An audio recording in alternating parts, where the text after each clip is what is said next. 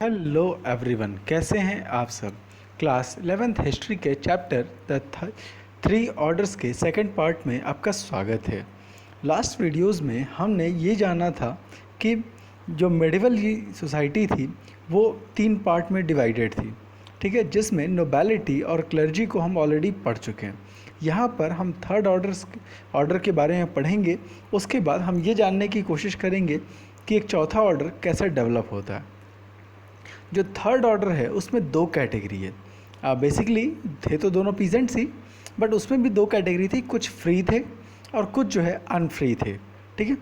हालांकि वो सिर्फ नाम के लिए फ्री थे, एक्चुअल में वो फ्री थे नहीं। कैसे नहीं थे उसको हम अभी आकर के देखेंगे कि क्यों मैंने ये कहा कि जिनको वो फ्री पीजेंट कह रहे हैं वो एक्चुअल में फ्री नहीं थे, ठीक है। तो जो फ्री पीजेंट हैं ये कौन है, तो these are called tenant of the lords. Means जो ज़मीनें थी ये इनकी खुद की नहीं होती थी, लॉर्ड इनको ज़मीन देता था, ठीक है। तो सीधी सी बात है, टेनेंट जब कह रहे हैं तो इसका मतलब आप किराएदार हो, आपको बदले में जो है लॉर्ड को रेंट देना। Additionally they have to provide free military service at least 40 days. आपको 40 दिन जो अपने लॉर्ड के यहाँ फ्री में जो है उसके लड़ाई लड़ना है। नेचुरली लड़ोगे तो मरोगे भी, मरने का भी चांस है। तो 40 दिन तो मिलिट्री के तौर पे काम करना ही करना है। इसके बाद आप सप्ताह में 3 दिन, वीक में 3 दिन जो है, एटलीस्ट 3 दिन, ज़्यादा भी हो सकता था, आपको लॉर्ड के यहाँ फ्री में काम करना है। आपको उसके खेत पे जाना है, उसके यहाँ काम करना है, ठीक है। इसको जो है लेबर रेंट बोलते थे। एडिशनली इतने से ही उनका मन नहीं भरता था। अगर कुछ और काम पड़ता है, जैसे कि जो है कहीं गड्ढे खोदने हुए, आपको जो फायरवुड कलेक्ट करना है, फेंसेस बनाना है, रोड बनाना है, बिल्डिंग बनानी है, तो उसमें भी आपको फ्री करना है। तो आप देख सकते हो कितना ज़्यादा जो है उनको एक्सप्लॉइट किया था। एडिशनली जो विमेन और चिल्ड्रन होते थे, उनके जो बच्चे थे और विमेन थी, उनको भी फ्री नहीं छोड़ा। उनको बोला कि आप हमारे यहाँ आइए, हमारे लिए कपड़े बनाइए, हमारे लिए कैंडल्स बनाइए और हमारे लिए जो है शराब बनाइए। याद रखिए यूरोप एक ठंडा देश है, तो शराब उनके बहुत नॉर्मल सी चीज़ मानी जाती है। हमारे इंडिया में जो है थोड़ा सा शराब को जो है थोड़ा नेगेटिव सेंस में लेते हैं, बट यूरोपियन कल्चर में ये बड़ी जो है जैसे फूड होता है वैसे ही जो है वो शराब को लेते हैं, ठीक है। इतना सब करने के बाद उनको एक और टैक्स देना था, टैली, ठीक है, जो कि राजा इम्पोज करता था, लेकिन इसका कुछ हिस्सा जो है लॉर्ड को मिलता था। याद रखिए 2 टैक्स हमको अब तक मिले बड़े टैक्सेस में। एक था टाइथ, ठीक है, टाइथ ये जो है चर्च वसूल रहा था, और ये जो टैली है ये जो है लॉर्ड वसूल रहे थे राजा के लिए। टाइथ चर्च के द्वारा, टैली लॉर्ड्स के द्वारा। तो ये जो है टैक्स जो है राजा वसूलता था। लेकिन मज़े की बात ये थी कि वो क्लर्जी और नोबैलिटी जिनके पास सबसे बड़ी लैंड होल्डिंग्स थी, हज़ारों हज़ार एकड़ ज़मीन होती थी, उन लोग को जो है ये टैक्स नहीं देना था। और वो किसान जो खुद ही रेंट पर जो है लॉर्ड से ज़मीन लिए बैठे हैं, ज़मीन भी बहुत फर्टाइल नहीं है, ऊपर से 100 दूसरे काम भी हैं, उनको बोला गया कि आप टैक्स भरिए। अब आते हैं सर्फ पे, ठीक है, वो कपड़ा धोने वाला सर्फ नहीं, हालांकि ये वर्ड्स उसी से कनेक्टेड है, निकला वहीं से। तो सर बेसिकली इनको आप स्लेव्स कह सकते थे, ठीक है। ये जो है टोटली स्लेव थे, ये फ्री नहीं थे। इनके पास खुद के लैंड नहीं होते थे, तो ऐसे केस में ये लॉर्ड के लैंड पर जो है ये खेती करते थे, ठीक है। अब क्योंकि ज़मीन लॉर्ड की है, तो जो भी प्रोडक्शन होता था उसका मेजर पोर्शन जो है वो लॉर्ड खुद रख लेता था, ठीक है। इसके बाद जो ये काम करते थे उसके बदले में कोई उनको वेजेस नहीं मिलना, कोई पैसा नहीं मिलना। इसके बाद जो जिस एरिया में वो रह रहे थे, मतलब जिस लॉर्ड के ज़मीन पर रह रहे थे, उसको छोड़ करके बिना परमिशन आप जा नहीं सकते थे, ठीक है। इसी तरह से लॉर्ड जो है वो इनके लाइफ का एक तरह से मालिक ही था। सर्फ को कोई भी काम करना है, मतलब आटा पिसवाना है, गेहूँ पिसवाना है, तो लॉर्ड के मशीन पे ही करेगा। ब्रेड चाहिए तो लॉर्ड के बेकरी से ही लेगा। शराब निकाल लेनी है तो लॉर्ड के वाइन से शॉप से ही लेगा। तो कुल मिलाकर के उसको जो कुछ भी करना है लॉर्ड पर ही डिपेंड होना है और उसके लिए पैसे देने।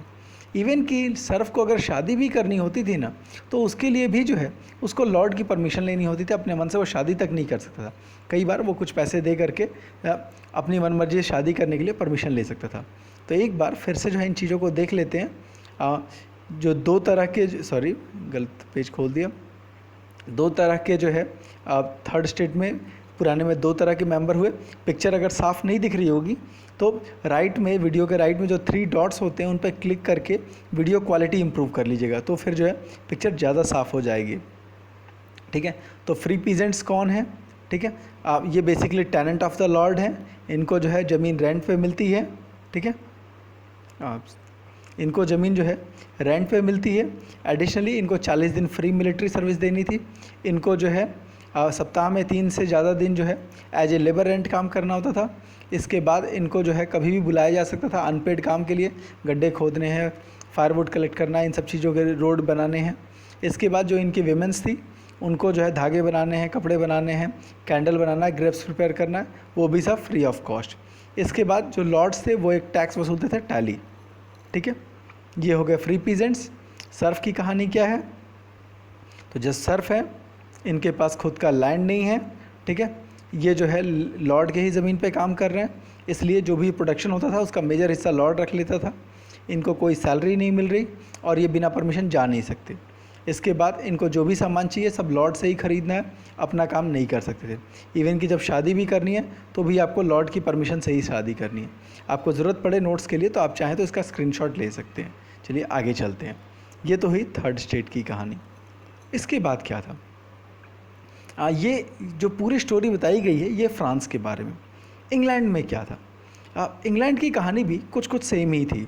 ठीक है, इंग्लैंड में बेसिकली सबसे पुराने जो लोग थे देवर एंगल्स, आए ये भी बाहर से ही थे। इसी एंगल्स के नाम पर जो है कंट्री का नाम एंगल लैंड पड़ा, जिसको आगे चल करके जो है इंग्लैंड में कन्वर्ट कर दिया गया। ठीक है, ये जो एंगल लैंड है, ठीक है, एंगल्स थे, ठीक है, उन्हीं के नाम पर जो है एंगल लैंड पड़ा और बाद में इंग्लैंड इसको कन्वर्ट कर दिया गया।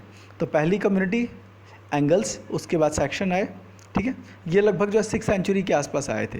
ये इतने इंपॉर्टेंट नहीं है, असली कहानी जो है 11th सेंचुरी के आसपास आती है, जब William the Duke of Normandy वो इंग्लिश चैनल क्रॉस करके जो है इंग्लैंड के राजा को हरा देता है। अब ये नॉर्मंडी और ये सभी कहानी कहाँ से आती है, आइए देखते हैं। ठीक है, तो बेसिकली आप यहाँ पे देखोगे तो फ्रांस का ही एक इलाका है नॉर्मंडी। ठीक है, यही लोग नॉर्मन ही कहलाए थे। ठीक, इंग्लिश चैनल कौन सा है? तो इंग्लैंड और फ्रांस के बीच का जो इलाके जो वाटर चैनल है दैट इज़ इंग्लिश चैनल। तो यहाँ से नॉर्मंडी का ड्यूक जो है इंग्लैंड पे अटैक करता है और उस पूरे एरिया पे कब्जा कर लेता है और यहाँ से नॉर्मन राजाओं का दौर शुरू होता है। ठीक है, नॉर्मंडी, इंग्लिश चैनल और ये इंग्लैंड। नॉर्मंडी कहाँ है? तो basically these are the French. ठीक है, आगे चलते हैं। ठीक है, इसने जो है इसके बाद से जो है इंग्लैंड और फ्रांस के बीच झगड़ा शुरू होता है और ये झगड़ा जो है वर्ल्ड वार तक चलता ही रहता है। हमेशा इंग्लैंड और फ्रांस के बीच हमेशा लड़ाई चलती ही रही है ट्रेड और टेरिटरी को लेकर के। ठीक है, तो इसके बाद जो ड्यूक ऑफ नॉर्मंडी था उसका नाम था विलियम वन। ठीक है, विलियम फर्स्ट। कई सारे विलियम रहे हैं, जैसा कि बताया था कि यूरोप में जो है इन लोगों को नाम थोड़े कम ही मिले, तो पता चला लुई 1 2 3 4 करते करते लुई 18 तक हो जाते हैं। हेनरी 1 2 3 4 कई हो जाते हैं। ठीक है, ऐसे विलियम फर्स्ट। तो उसने क्या किया, इंग्लैंड की जो भी ज़मीनें थी उसको मैप करवाया। ठीक है, उसके बाद उसके साथ साथ 180 जो है नोबेल्स आए थे, उनमें उसने क्या किया, इस लैंड को डिवाइड कर दिया। ठीक है, तब भी इंग्लैंड में काफ़ी ज़मीनें बची, तो ये जो नोबेल्स थे इन्होंने अपनी ज़मीन को फिर सब डिवाइड किया और इस तरह से इंग्लैंड में भी वही जो है लैंडलॉर्डशिप जो है 3 ऑर्डर्स का सिस्टम जो था वो डेवलप होता है कि सबसे ऊपर किंग है। ठीक है, सबसे ऊपर किंग हो गया, किंग के नीचे नोबल्स आ गए, उसके नीचे नाइट्स आ गए और नीचे कॉमन लोग हो गए। और जो चेन जो है फ्रांस में हमने देखी थी, सेम वही चेन जो है इंग्लैंड में भी डेवलप हो जाती है। ठीक है, जो भी लॉर्ड्स थे वो जो है राजा के चीफ टेनेंट बने। ठीक है, उन्होंने ज़मीनें जो है और उन्होंने प्रॉमिस किया कि हम आपको मिलिट्री हेल्प करेंगे और आपको जो है जैसी ज़रूरत होगी वैसी नाइट्स आपको लड़ने के लिए भेजेंगे। ठीक है, चूँकि लैंड इनके पास भी ज़्यादा थी तो इन्होंने जो है लैंड अपने से नीचे वालों को ऑफ़र किया और इस तरह से ये सोसाइटी उन्होंने जो है इंग्लैंड में भी जो है फ्यूडल सिस्टम को अच्छे से इम्प्लीमेंट कर दिया। ठीक है, तो अब आगे चलते हैं। Factors affecting social and economic relation. समय के साथ जो पुराना सिस्टम था उसमें कुछ कुछ चेंजेज आए। क्या चेंजेज आ रहे थे उसको हम यहाँ जानने की कोशिश करेंगे कि वो क्या फैक्टर्स थे जिसके कारण सोशल और इकोनॉमिक रिलेशंस में परिवर्तन आना शुरू हुआ। ठीक है, आइए देखते हैं। सबसे पहली चीज़ 5th से लेकर 10th सेंचुरी तक का जो पीरियड है, ठीक है, 5th से लेकर 10th सेंचुरी तक का पीरियड है, तो क्लाइमेट जो है यूरोप का जो है बहुत ठंडा सा था। एडिशनली पूरा हिस्सा जंगल था और चूँकि ठंडा बहुत ज़्यादा था इस कारण जो है एग्रीकल्चर बहुत कम होता था। ठीक है। बहुत छोटा सा पीरियड समर का आता था और उसी टाइम जो है लोग खेती करते थे, बाकी सारा टाइम जो है चीज़ें बर्फ़ में दबी रहती थी। उसके बाद जो है अब प्रोडक्शन ज़्यादा था नहीं और राजा को टैक्स ज़्यादा चाहिए होता था। तो ऐसे केस में जब भी जो है किसान टैक्स नहीं चुका पाते थे तो वो जंगलों की ओर भाग जाते थे और इस कारण जो डेवलपमेंट था वो उतना ज़्यादा नहीं था टिल 11th सेंचुरी। ठीक है, 11th सेंचुरी तक की कंडीशन क्या है, एक तो विंटर सीजन बहुत लंबा है और दूसरा पूरा हिस्सा जंगल जंगल है और प्रोडक्शन बहुत कम है। ठीक, अब 11th सेंचुरी से क्या होता है, 11th सेंचुरी से आते आते जो है टेम्परेचर वो थोड़ा गर्म होना शुरू होता है। ठीक है, अब गर्मी जो है बढ़नी शुरू होती है। इस गर्मी बढ़ने से क्या हुआ, ठीक है, तो ज़्यादा से ज़्यादा हिस्सा जो है बर्फ़ से पिघलने लगे और खेती के लिए अच्छी ज़मीनें हमको मिल गई। ठीक, इससे क्या हुआ, जो प्रोडक्शन था वो ज़्यादा बढ़ गया।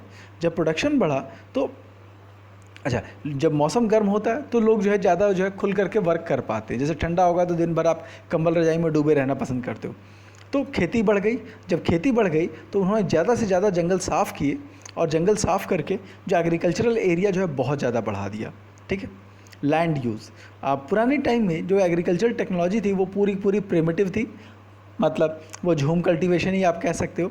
मशीनें जो है नाम मात्र की थी और मशीन के नाम पे एक ही चीज़ यूज़ करते थे, वुडन प्लाउ। जो खेती के लिए जो हम हल यूज़ करते हैं, तो आज के दौर में तो मेटल का यूज़ होता है, अब तो मैं प्लाऊ भी कहाँ यूज़ होता है, सीधे सीधे हम ट्रैक्टर उठा लाते हैं। तो वो लोग जो है जो एक तो प्लाऊ यूज़ करते थे और वो भी जो है वुड लकड़ी का होता था और जो है जिसको बैल खींचते थे। अब लकड़ी के प्लाऊ होने का सबसे बड़ा नुकसान क्या था कि वो बार बार टूट जाता था। इस कारण गहरी ज़मीन में गहरी खुदाई नहीं हो पाती थी और जो है प्रोडक्शन बहुत कम होता था और लेबर कॉस्ट बहुत ज़्यादा आती थी। ठीक है, एडिशनली जो फील्ड में जो खुदाई होती थी, खेतों में जो बीज डालने के जो खुदाई करते थे, काफ़ी सारा जो हाथ से खुदाई होती थी और कई बार जो है 4-4 साल में एक बार होता था। तो इस कारण जो है एग्रीकल्चर का प्रोडक्शन जो है बहुत कम था। एक और चीज़, उनकी जो खेती है, चूँकि लैंड बहुत फर्टाइल नहीं है। इंडिया में हम लोग हमेशा सुनते हैं कि साहब हमारे यहाँ एक साल में जो है 3-3 जो क्रॉप उगा लिया जाता है सेम लैंड पे, बट उनकी लैंड जो है बड़ी घटिया क्वालिटी की लैंड थी। तो वो करते क्या थे, आधी ज़मीन पर विंटर में फसल उगाते थे, ठीक है, ऑटम में सॉरी, और आधे टाइम जो है वो स्प्रिंग टाइम में फसल उगाते थे। मीन्स जिस टाइम फिर से इसको देखते हैं कि साल के कुछ महीने वो इस प्लॉट पे ज़मीन खेती कर रहे हैं, तो इस ज़मीन पर जो है ये ज़मीन खाली छोड़ी, ठीक है, इस पे खेती नहीं की। बाकी टाइम जब इस ज़मीन पे खेती कर रहे हैं तो ये ज़मीन खाली छोड़ दी। ठीक है, इसको बोलते थे टू फॉर्म सिस्टम। ठीक है, क्यों, क्योंकि ज़मीन बहुत फर्टाइल नहीं है और ज़्यादा वो इस ज़मीन को यूज़ करते तो शायद जो है ज़मीन उस तरह से प्रोडक्शन नहीं कर पाते। क्या उगा रहे थे, तो ऑटम से लेके विंटर तक वो वीट उगाते थे और खेत का दूसरा हिस्सा खाली छोड़ देते थे। इसी तरह से नेक्स्ट ईयर जो है वहाँ पर राई प्लांट किया जाता था और बाकी आधा हिस्सा जो है वो खाली छोड़ दिया जाता था।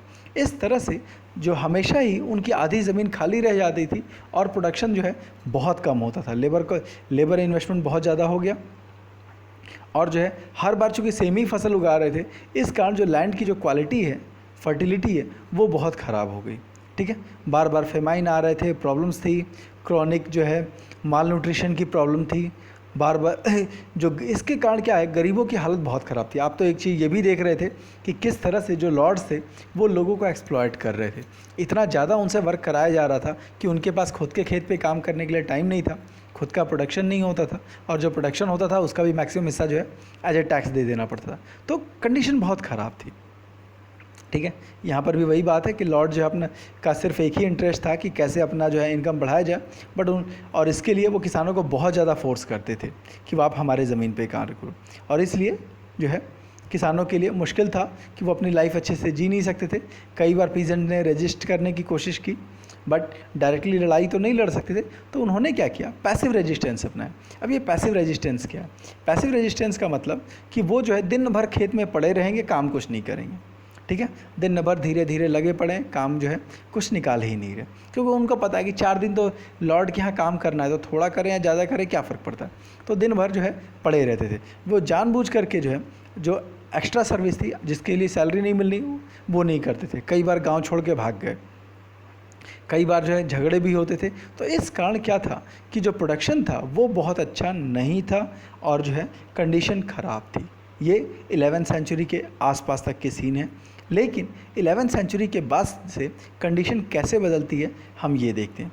नंबर वन थिंग हमने ये जाना था कि जो क्या कहते हैं क्लाइमेट चेंज हो गया है, जिसके कारण जो है खेती करने का वक्त बढ़ गया। नंबर वन, ठीक है। पहले क्या था 2-3 महीने खेती होती थी, अब क्या है वो खेती का टाइम जो है थोड़ा सा बड़ा हो गया। Number one thing. Second thing क्या है, उन्होंने आयरन टिप जो है प्लाऊ यूज़ करना शुरू किया। अब आयरन टिप प्लाऊ जो यूज़ हुआ, इसके कारण जो है जो हल था वो ज़मीन में गहरे तक खोद सकता था और जो है प्रोडक्शन जो है इससे इंक्रीज़ होने लगा। ठीक है। इसके बाद कुछ और चीज़ें उन्होंने की।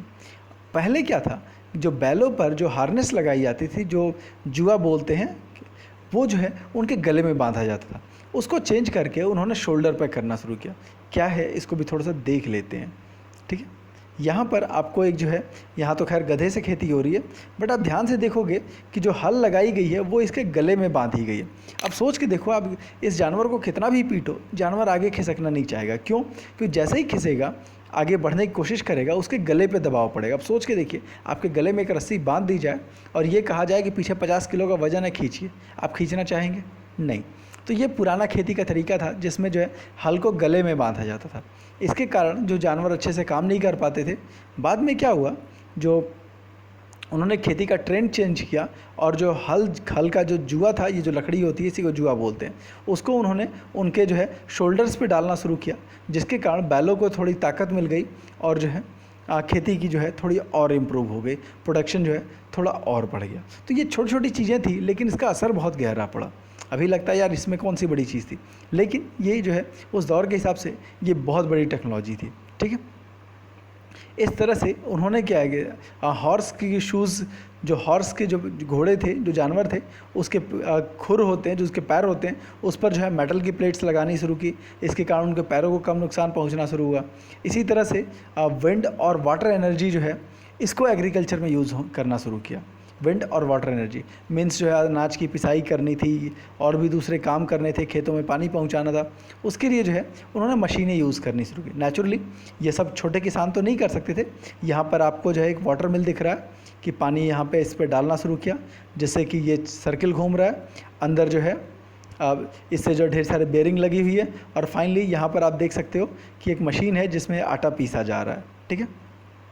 थोड़ा सा पिक्चर को बड़ा कर रहा हूँ। ये ब्लेड्स जिस पर कि पानी गिरता था, इससे कनेक्टेड अंदर जो है बियरिंग्स हो गई, जिससे कि यहाँ पर ये मिल हो गई, जिससे कि आटा पीसा जा रहा था। तो धीरे धीरे जो है ये जो है यही काम सेम प्रोसेस है, लेकिन यहाँ पर जो है ये जो मिल है ये हवा से भी जो है ब्लेड्स घुमाए जा रहे हैं, अंदर का काम से सेम वही है। तो इस तरह से ये जो है जो वाटर मिल और जो है विंड मिल, ये बेसिकली लैंडलॉर्ड्स ही लगा सकते थे, लेकिन इससे क्या है प्रोडक्शन बढ़ता है। ठीक है। कहाँ कहाँ यूज होता था, तो बेसिकली जो है मकई पीसने में या फिर ग्रेप्स को जो है प्रेस करने में, ये सारी चीज़ें यूज़ होती थी। ठीक। इसमें जो है एक और बड़ा जो चेंज हुआ वो था 3 field system. 2 field system already बता दिया कि वो करते क्या थे, 2 खेत के लेते थे। इस 2 खेत में एक साल इधर खेती किया, एक साल इधर खेती किया। जिस समय ये यहाँ खेती हो रही है तो यहाँ खेती नहीं हो रही, और जिस समय इस फील्ड पे खेती हो रही है तो इस फील्ड पे खेती नहीं हो रही। इससे क्या होता था, ज़मीन बहुत बर्बाद होती थी। अब उन्होंने क्या किया, खेत को 3 हिस्से में डिवाइड किया। ठीक है। एक बार में वो 2 हिस्से पे खेती किए, इसको खाली छोड़ा। अगले साल जो है एक बार फिर से जो है इस इमेज को अच्छे से देख लेते हैं। यहाँ पर जो ये पिक्चर है, आप जैसे पहले साल जो है उन्होंने यहाँ पर एक फसल लगाई, क्रॉप 1, यहाँ पर क्रॉप 2 लगाई, ये ज़मीन खाली छोड़ दी। दूसरे साल उन्होंने इस पर खेती की, इस पे खेती की, इसको खाली छोड़ दिया। तीसरे साल इस पे खेती की, इस पे खेती की, इसको खाली छोड़ दिया। इस तरह से हर ज़मीन को रिकवर करने के लिए सफिशिएंट टाइम मिल जाता था और जो है प्रोडक्शन काफ़ी बढ़ गया। आप देख सकते थे कि जैसे लास्ट पार्ट में क्या था कि 50% जो है ज़मीन जो है हर साल खाली रहती थी, यहाँ पर क्या है सिर्फ 33% ज़मीन ही जो है वेस्ट हो रही है। तो उस दौर के हिसाब से ये भी जो अपने आप में एक बड़ी चीज़ है। अब फिर देखो इंडिया में हम कहते हैं कि साहब खेत एक ही है, लेकिन एक साल में हम 3 बार जो है क्रॉप लेते हैं। इनकी हालत ये थी कि 3 खेत में हर जो है साल जो है कुछ ज़मीन का हिस्सा इनको खाली छोड़ना पड़ता था। ठीक है। तो इस तरह से इन्होंने 2 फील्ड सिस्टम को इन्होंने 3 फील्ड सिस्टम यूज़ करना शुरू किया। तो कैसे क्या करते थे उसमें, एक क्रॉप उन्होंने ऑटम लगाई और जो है डिफरेंट क्रॉप उन्होंने स्प्रिंग में लगा दी, जो कि साल सवा साल बाद, ठीक है। उन्होंने जो प्लांट्स लगाए उस पर भी उन्होंने ध्यान में रखा कि अब जैसे वीट या राई जो है ऑटम में उन्होंने लगा दी, उसके साथ साथ जो है स्प्रिंग में पीज़, बीन्स और लेंटिस लगा दिया अपने लिए, अपने खाने के लिए, और अपने जानवरों को खाने के लिए उन्होंने ओट्स और बार्ली उगा दिया। अब ये देखो, ये ओट्स और बार्ली आज के दौर में जो है बड़े हाई फाई फूड माने जाते हैं और कहा जाता है these are the super foods, और ये काफ़ी महंगे बिकते हैं। और सोच के देखिए, ये सब जो है जानवरों को खिलाने के लिए यूज़ होता था। आज भी जो आप कॉर्नफ्लेक्स खाते हो या फिर हॉर्लिक्स और ये सब चीज़ें खाते हो, इनमें जो चीज़ें डाली जाती हैं, किसी ज़माने में लोग इन चीज़ों को रिजेक्ट करते थे, कहते थे नहीं यार ये सब गरीब लोग खाते हैं, ये सब जानवरों का खाना है। और आज देखो, वही सारी चीज़ जो जानवरों का खाना कह करके रिजेक्ट करवाया गया, आज वही सारी चीज़ें हमें कितने महंगे रेट में बिकती है। कभी आप ओट्स का भाव देख लेना और गेहूं का भाव देख लेना। तो खैर वो हमारे एग्ज़ाम का पार्ट नहीं है। तो वीट और राई जो है, वीट, राई, पीज़, बीन्स, ये सब जो है इंसानों के खाने के लिए और जानवरों के लिए ओट्स और बार्ली। तो इस तरह से उन्होंने ये इंश्योर किया कि हमारे पास भी सफिशिएंट खाना हो और जानवरों के पास भी सफिशिएंट खाना हो। दूसरा, जो चीज़ें उगा रहे हैं आप देखोगे, पीज़ है, बीन्स है, लेंटिस है, ये हाई प्रोटीन डाइट है। तो जब हाई प्रोटीन डाइट मिला तो उनके यहाँ जो माल न्यूट्रिशन की प्रॉब्लम थी वो ख़त्म हो गई। अच्छा खाना बना तो इसके कारण जो है उनकी लाइफस्टाइल बेहतर होगी, ठीक है। खाना अच्छा मिल रहा है तो लाइफस्टाइल बेहतर हो गई। दूसरा, जानवरों को भी खाना मिलने लगा तो इसके कारण जानवरों भी जो है अच्छे से काम करने लगे। एडिशनली चूँकि पॉपुलेशन बढ़ रही थी, तो पॉपुलेशन बढ़ी तो ज़मीन छोटे होने लगे और हर आदमी के हाथ में 100 एकड़ की जो ज़मीन थी वो घट करके सिर्फ 20 से 30 एकड़ ज़मीन बच गई, ठीक है। इससे क्या हुआ, जब ज़मीन छोटी हो गई तो उसको कंट्रोल करना ईजी हो गया। नॉर्मली हमें ऐसा लगता है बड़ा ज़मीन होगा तो फ़ायदा होगा, बट होगा क्या कि अगर मान लीजिए आपके पास 100 एकड़ ज़मीन है तो आप पूरे एरिया को जो है सुबह से शाम तक देख ही नहीं पाओगे, खेती नहीं कर पाओगे। बट छोटे खेत होंगे, अगर मशीन होगी तब तो कर लोगे, लेकिन अगर खेत छोटे होंगे तो आप इसको अच्छे से ध्यान रख पाओगे, हमेशा देख पाओगे कहाँ पानी की ज़रूरत है, कहाँ पर जो है फर्टिलाइज़र्स की ज़रूरत है, कहाँ पर कीड़े लग रहे हैं, तो आप उसको अच्छे से मैनेज कर पाओ। बड़े खेत को मैनेज करना मुश्किल होता है। तो पॉपुलेशन बढ़ने से खेत के साइज़ छोटा हो जाता है, जिसके कारण जो है प्रोडक्शन और ज़्यादा बढ़ जाता है। तो ये सारी चीज़ें थी जिसके कारण जो है 11वीं सेंचुरी के बाद से यूरोप का डेवलपमेंट बहुत तेज़ होता है, ठीक है। और जो है एग्रीकल्चरल प्रोडक्शन बहुत बढ़ गया। नेचुरली कुछ चीज़ों में बहुत पैसा चाहिए था, जैसे कि जो है वाटर मिल और विंड मिल इस्टेब्लिश करना, जो कि लॉर्ड्स ने किया, बट किसान छोटे छोटे काम कर पाए। जैसे कि जो है उन्होंने बहुत सारे अरेबल लैंड को, अरेबल मतलब बंजर जो ज़मीनें थी उसको उन्होंने खेती में कन्वर्ट कर दिया, 3 फील्ड सिस्टम लॉन्च कर दिया, ठीक है। एडिशनली उन्होंने ज़मीन को लेवल किया, छोटे छोटे फॉर्ज और स्मिथ लगा दिए, लकड़ी का काम शुरू कर दिया, मेटल का काम शुरू कर दिया, जहाँ पर हॉर्सशू रिपेयर किए जा रहे थे। एडिशनली उन्होंने जो है मेटल प्लाऊ यूज़ करना शुरू किया। उन्होंने जो है ऐसे क्रॉप्स लगाने शुरू किए जिससे जो है उनको भी सफिशिएंट प्रोटीन रिच खाना मिले और उनके जानवरों को भी जो है सफिशिएंट खाना मिले। तो ये सारी चीज़ें थी जो कि अलग अलग लेवल पे डेवलप करना शुरू किया, ठीक है। जब प्रोडक्शन ज़्यादा होता है तो उससे क्या होता है, जब प्रोडक्शन ज़्यादा होता है तो किसान लोग ये सोचना शुरू किए क्यों ना हम इस सरप्लस अनाज को मार्केट में जाके सेल करें, ठीक है। टैक्स देने के बाद भी अभी जो है उनके पास कुछ बच जा रहा है। तो जब मार्केट में सेल करोगे तो आपके हाथ में कुछ पैसे आएंगे। जब आपके पास कुछ पैसे आएंगे तो उस पैसे से आप कुछ नई चीज़ें खरीदोगे, ठीक है। जब नई चीज़ें खरीदोगे, जैसे आप कहोगे कि नहीं अब लकड़ी वाला नहीं, मेटल वाला टूल चाहिए, घर के लिए कुछ खूबसूरत आइटम चाहिए, कुछ डेकोरेटिव चीज़ें चाहिए, घर थोड़ा सा और अच्छे से बनना चाहिए, ठीक है। कुछ जो है हमको ऑर्नामेंट्स चाहिए, ठीक है। कुछ हमको एक जो है व्हीकल ख़रीदना है। आज की तरह जो है कार नहीं खरीदनी है, लेकिन उस दौर में बैलगाड़ियाँ ही होती थी या घोड़े खरीदने थे।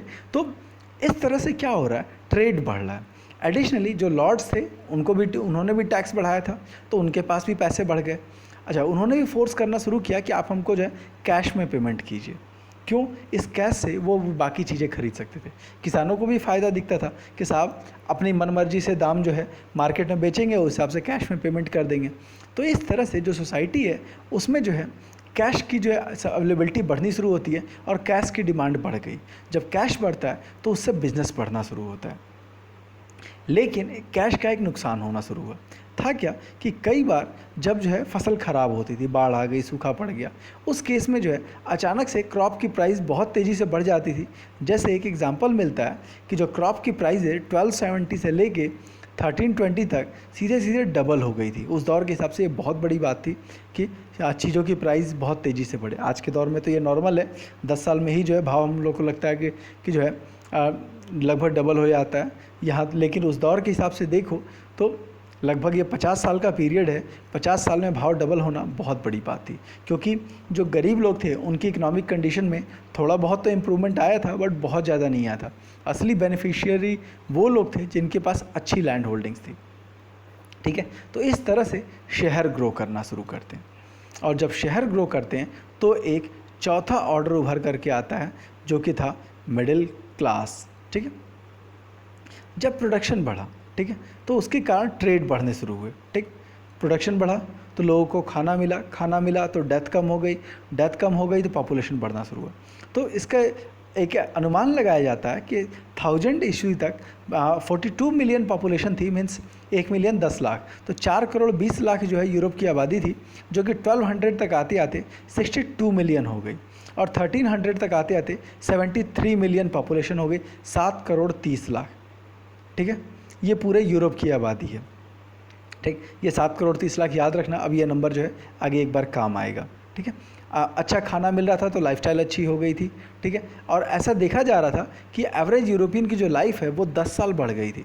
मीन्स अगर 40-50 के आसपास उनकी डेथ हो रही थी तो उनकी डेथ जो है 60-70 तक होने लगी थी।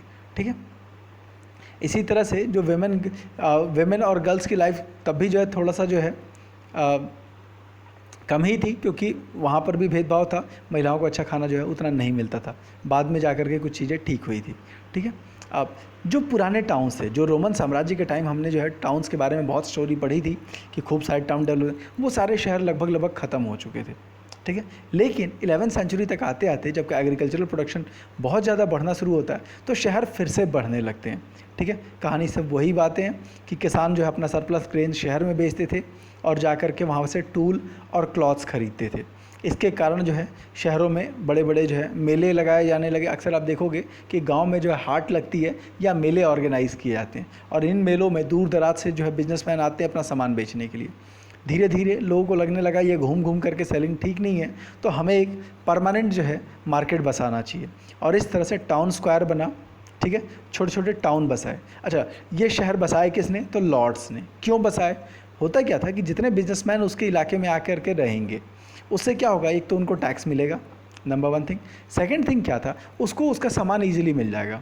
ठीक है, सामान जो है उसको इजीली मिल जाए, क्योंकि लॉर्ड के पास पैसे तो खूब होते थे, तो उसको भी सामान खरीदना है, तो अब घूम घूम करके कहीं और से मंगवाए, उससे अच्छा है कि जो है उसके खुद के इलाके में एक मार्केट बस जाए। इसके बाद क्या था कि जिसके इलाके में बड़ा शहर होता था वो एक रिस्पेक्ट की बात होती थी, तो इस कारण जो लॉर्ड्स लोग थे वो बड़े बड़े शहर बसाने में बहुत इंटरेस्ट लेते थे।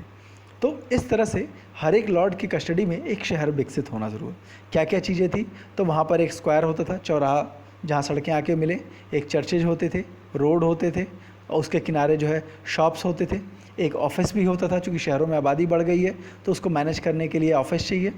तो इस तरह से और एडिशनली लार्ज कैस्टल्स होते थे, राजाओं के किले, फिर बिशप के स्टेट्स, बिशप चर्च के का गवर्नर, उसके पास ज़मीनें होती थी, और बड़े बड़े चर्चेज बनने लगे। ठीक है, अब ये बड़े बड़े चर्चेज क्यों बनाए? वजह क्या थी कि लोगों को लगने लगा अगर हम एक बड़ा भव्य सा चर्च बनाए, एक तो इनकम बढ़ गई थी तो लोगों ने डोनेशन बढ़ा दिया। ठीक है, दूसरी चीज़ क्या है, जब बड़े चर्चेज बनते हैं या फिर बड़े टेम्पल्स बनते हैं तो उनको देखने के लिए बहुत सारे लोग आते हैं। जब ज़्यादा लोग आएंगे तो वो ज़्यादा खर्च करेंगे, ज़्यादा खर्च होगा तो ज़्यादा ट्रेड बढ़ेगा, और इससे बिजनेस बढ़ेगा तो फिर जो है राजा को ज़्यादा टैक्स मिलेगा, और चर्च के जो पादरी हैं उनको तो खैर प्रॉफिट होगा ही, क्योंकि उनको डोनेशन मिलेगा। तो इस तरह से जो है शहर काफ़ी ग्रो करने लगे। यहाँ पर एक पिक्चर दिया हुआ है जो है एक फ्रेंच शहर है रेम्स, उसका जो है पिक्चर है। इसको थोड़ा सा जो है कलरफुल देखने की कोशिश करते हैं। मेरे संयोग से ओरिजिनल पिक्चर जो है मिल गई थी, हालांकि बहुत कलरफुल ये नहीं है। आप एक मिनट यार, वही ज़्यादा साफ़ है। ठीक है, इसमें हम क्या क्या देख सकते हैं, तो ध्यान से अगर देखोगे, अगर इसकी थोड़ी पिक्चर क्वालिटी बढ़ा लेना, क्योंकि ब्लैक एंड वाइट है तो बहुत साफ़ नहीं दिख रहा। किनारे आपको जो है बाउंड्री दिख रही है। ठीक है, क्योंकि पूरा शहर जो है हमेशा बाउंड्री से पैक कर दिया जाता था। एडिशनली बीच बीच में आपको ढेर सारे जो है सड़कें दिख रही होंगी, ठीक है। यहाँ पर भी आपको कैस्टल और ये सब चीज़ें दिख रही होगी। पिक्चर्स बहुत ज़्यादा क्लियर नहीं है, बुक में अगर ध्यान से देखोगे तो कुछ चीज़ें और क्लियर होगी। बीच बीच में आपको कुछ चर्चेज, कुछ और दूसरे जो है बड़े बड़े, यहाँ देखिए एक और कैथेड्रल दिख रहा है बड़ा सा। आपको जो है काफ़ी सारी ग्रीनरी, पेड़ पौधे, ये सब चीज़ें जो है यहाँ दिख जाएंगी। बगल से ये नदी बह रही है, नदी ज़रूरी थी क्योंकि पानी चाहिए था। अब देखोगे ये इलाके कितने जो है हरे भरे इलाके थे, बीच में खाली कैंपसेज होते थे, शानदार सड़कें होती थी चौड़ी चौड़ी। तो इस तरह से मॉडर्न टाउन की जो है मोस्ट ऑफ चीज़ें जो है उन्होंने डेवलप करने की कोशिश की। डिफरेंस यही था कि वो सारे के सारे किले के अंदर थे, इसलिए किले के अंदर थे क्योंकि सेफ्टी सिक्योरिटी का बड़ा कंसर्न था, ठीक है। तो आइए आगे, ठीक है।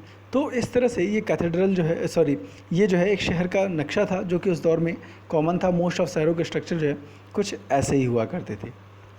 आगे देखते हैं इसके आगे क्या था, ठीक है। एक फेमस कहावत थी कि जो है टाउन एयर्स मेक फ्री, ठीक है। अच्छा, शहर डेवलप होने के पीछे एक और वजह थी कि जो भी गांव थे, विलेज एरिया से बहुत सारे लोग भाग भाग करके शहर आते थे।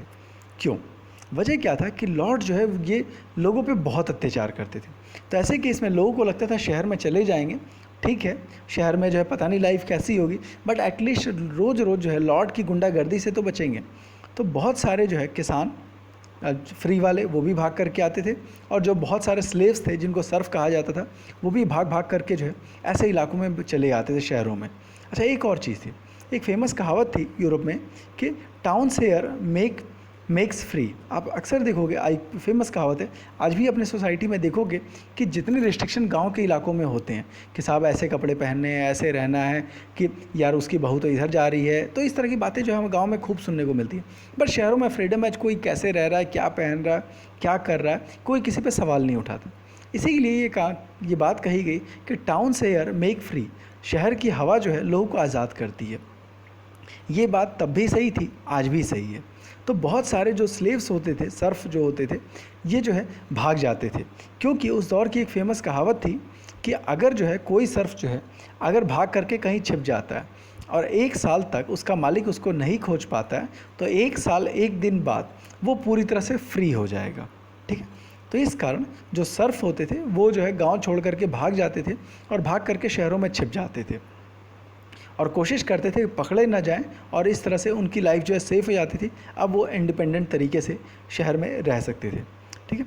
अब शहरों में जो भी लोग आ रहे थे, चाहे वो फ्री पीजेंट थे या फिर जो है भागे हुए सर्फ थे, वो बेसिकली अनस्किल्ड लेबर थे। एडिशनली और कौन थे? तो शॉपकीपर्स थे, मर्चेंट्स थे, ठीक है। इसी तरह से कई सारे ऐसे स्किल्ड लोग थे जो कि बैंकर्स थे, लॉयर्स थे, और बड़े बड़े शहर, मतलब इस तरह से शहरों की आबादी बहुत तेज़ी से बढ़ रही है। पहले क्या था कि छोटे छोटे जो है मार्केट बसाए गए, बट हर तरह के लोग जो है शहर में आना शुरू कर रहे हैं, मेहनत कर रहे हैं। और शहरों की सबसे अच्छी बात ये थी कि कोई भी व्यक्ति जो खूब सारा मेहनत कर सकता था वो खूब सारे पैसे कमा सकता था। तो इस तरह से एक नया क्लास बन करके आता है, दैट इज़ मिडिल क्लास। वो जो है एकदम गरीब भी नहीं है और जो है एलिट क्लास का भी नहीं है। इसमें कौन कौन है? तो शॉपकीपर्स हैं, मर्चेंट्स हैं, जो है बैंकर्स हैं, लॉयर्स हैं, बिजनेसमैन्स हैं। तो इस तरह के लोग जो है आर्टिशंस हैं। तो ये सारे लोग मिल करके एक नया क्लास बनाते हैं, फोर्थ ऑर्डर, ठीक है। शहरों का जो बिज़नेस था वो बेसिकली गिल्ड्स के कंट्रोल में था। गिल्ड्स कौन है? तो बेसिकली अलग अलग स्किल के जो यूनियन था, ठीक है। जैसे जो है जितने लोग मेटल का काम कर रहे हैं तो वो उनका गिल्ड हो गया, ठीक है। जितने लोग जो वुड वर्क कर रहे थे तो उनका एक अपना ग्रुप था, ठीक है। तो ये गिल्ड मतलब बिजनेस यूनियन, ठीक, बिजनेसमैन लोगों का जो यूनियन था, दैट इज़ कॉल्ड गिल्ड। तो हर एक क्राफ्ट वर्क या हर एक इंडस्ट्री का अपना गिल्ड होता था, जिसके द्वारा वो जो प्रोडक्ट की क्वालिटी, प्राइस डिसाइड करते थे कि किस भाव पे माल हमको बेचना है, ठीक है। इसी तरह से हर शहर में एक गिल्ड हॉल होता था जहाँ पर लोग अपनी मीटिंग करते थे, अपने फंक्शन अपनी सेरेमनीज़ करते थे और अपना जो है डिसाइड करते थे कि किस रेट पर सामान बेचना है या क्या खरीदना है। अब शहर में लोग बढ़ गए हैं तो क्राइम बढ़ गया, तो इस कारण जो है बाकायदा वहाँ पे गार्ड्स रखे गए ताकि चोरी चकारी ना हो, बदमाशी ना हो, ठीक। एडिशनली लोग पैसा है तो एंटरटेनमेंट बढ़ा, कई सारे म्यूजिशियंस आने लगे जो कि अलग अलग प्रोग्राम करते थे, ठीक है। इसी तरह से शहर में ग्रैंड पोजीशन प्रोसेशन होने शुरू हुए, लोग जो है परेड निकलती थी और लोग जो है उसको देखते थे। तो कुल मिलाकर के शहर जो है बड़े डायनामिक तरीके से डेवलप हो रहे हैं और जो है काफ़ी तेज़ी से जो है ग्रो कर रहे हैं। 11वीं सेंचुरी तक आते आते बिजनेस बढ़ना शुरू हो गया। कहाँ कहाँ से? वेस्ट एशिया से और स्कैवेंडियन एरिया से। अब ये जो है ये बिज़नेस का क्या हिसाब किताब है, आइए एक बार थोड़ा सा इसको भी देख लेते हैं। ये जो है आपने रास्ता देख लिया, ये वेस्ट एशिया से होकर के जो है ट्रेड रूट है जिसके थ्रू वो यूरोप में आते थे। ये कॉन्स्टेंटिनोपल का इलाका जहाँ से जो है ट्रेड हो रहा था, ठीक है। स्कैवेंडियन कंट्रीज़ कहाँ है इसको भी थोड़ा सा देख लेते हैं। तो बेसिकली अक्सर जो है रह के ज्योग्राफी मिलता है। ये जो इलाका है नॉर्वे, स्वीडन, डेनमार्क, ये सारे जो कंट्रीज़ हैं ये तीनों, देखो ये हमेशा कंफ्यूज करता है। यही जो है इंग्लैंड की भी शक्ल ऐसी ही है और यहाँ पर नॉर्वे स्वीडन की शक्ल भी जो है कुछ कुछ सेम ही होती है। तो जब भी हम जो है नॉर्वे, स्वीडन, डेनमार्क यानी कि स्कैवेंडियन कंट्री की बात करते हैं तो ये बड़े वाले हैं, इंग्लैंड छोटा वाला है। स्कैवेंडियन कंट्रीज़ कौन है? नॉर्वे, स्वीडन, डेनमार्क और आसपास के जो है छोटे मोटे कंट्रीज़, ठीक है। तो यहाँ से ट्रेड बढ़ रहा है प्लस एशिया से ट्रेड बढ़ रहा है, जिसके कारण शहरों में ग्रोथ जो है और तेज़ हो जाती है और जो है शहर और ज़्यादा रिच होने लगते हैं, ठीक। हर जगह कॉमर्स और क्राफ्ट वर्क बहुत ज़्यादा बढ़ता है क्योंकि जो है सामान जो है बहुत तेज़ी से मूव करना शुरू करता है। इसके बाद जो बिजनेसमैनों को दिक्कत होने लगती है क्योंकि उनको लगता है कि यार ये जो लॉर्ड्स हैं ये हमको बार बार परेशान कर रहे हैं, ठीक है। इनसे कैसे निपटा? वजह क्या थी कि हर लॉर्ड को टैक्स चाहिए था। एक मैनर से दूसरे मैनर, मीन्स एक लॉर्ड के इलाके से दूसरे लॉर्ड के इलाके तक गए तो रास्ते में जो है जितने पड़ेंगे सबको टैक्स पड़े। जैसे आपको बताया गया था कि कंट्रीज़ के अंदर कई सारे लॉर्ड होते थे, ठीक है। जो राजा था उसने कई सारे इलाकों में डिवाइड किया था। तो ऐसे केस में अगर यहाँ से हमको यहाँ माल भेजना है तो यहाँ टैक्स देगा, यहाँ टैक्स देगा, यहाँ टैक्स देगा, यहाँ टैक्स देगा, यहाँ टैक्स देगा, यहाँ टैक्स देगा। इसमें से हो सकता है इससे झगड़ा हो तो ये कह देगा हम माल ही जाने नहीं देंगे। तो इस कारण बिज़नेस में बहुत सारी प्रॉब्लम हो रही थी। तो इसका इलाज उन्होंने कैसे किया ये चीज़ हम आगे जा कर के देखेंगे। बट एक चीज़ थी, बिज़नेस बढ़ रहा था और शहर के लोग खासकर जो बिजनेसमैन है ये काफ़ी रिच और पावरफुल हो रहे थे और इन्होंने जो नोबेलिटी थी इनको चैलेंज करना शुरू किया, ठीक है। चूँकि पैसा है ही तो पैसा से फ़ौज भी खड़ी हो सकती है, पैसे से दूसरे काम भी हो सकते हैं, ठीक है। आगे की कहानी नेक्स्ट वीडियो में देखेंगे, ठीक है। कोई क्वेश्चन कन्फ्यूजन होगा तो कमेंट बॉक्स में ज़रूर मेंशन कीजिएगा। पसंद आए तो लाइक, सब्सक्राइब और शेयर ज़रूर कीजिएगा। धन्यवाद, आपका दिन शुभ।